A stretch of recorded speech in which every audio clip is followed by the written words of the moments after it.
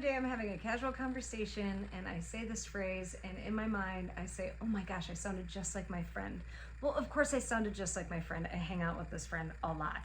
And so I had to figure this out on the psychological level, and it is called unconscious imitation. And so it's where we automatically, our brain automatically mirrors who we are hanging out with the most. And so it's not just in the way that they talk, it's also in their mannerisms, we can mimic their body language, their behavior, and we also mimic their character. So God knew about this way before we did. In 1 Corinthians 15:33, he says, do not be deceived, for bad company corrupts good character. So we live in a fallen world, and if you're his kid, how do we do this? How do we do this well? We might have to have a full-time job, or we're surrounded by people we don't want to be influenced by. We might have family members that are doing this.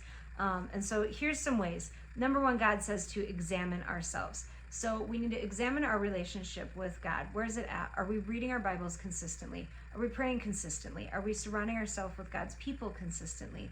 What is our behavior like on a consistent basis? And answer those questions so that we can make sure that we have that tap on the shoulder by the Holy Spirit to say, when we are, hey, that's not really you, you're not acting like yourself, and then we can get it back on track. The other thing we can do is ask ourselves clearly, do I have to be in this situation that may not be good for me, that could be influencing me in a bad way? If the answer is no, remove it.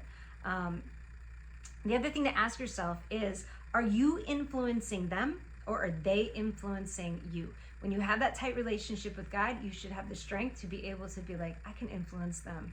And in turn, we make God proud. So that's the dang truth.